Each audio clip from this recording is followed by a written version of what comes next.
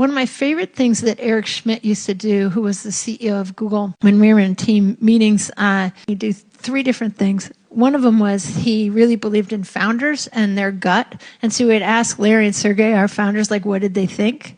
And just get them. And we were lucky because we had 2 founders, so we could hear them talk to each other and debate if they disagreed, which was really helpful.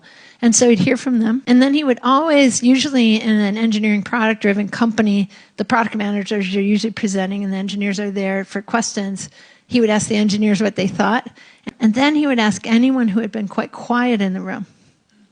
And he would say, anything that came to mind, anything you would add to whoever that was. And inevitably they say such genius things. And he wouldn't move on right away. He'd pause for a second, let people have a minute. And then amazing things would come out of that. And I think that that habit as a leader is really important because it also makes it comfortable for people who don't want to be as public to bring their genius forward into the team space that's there. And it's a really urgent practice. You know, I always saw the president doing that too. Whoever in a room, he would always make sure he heard from everybody.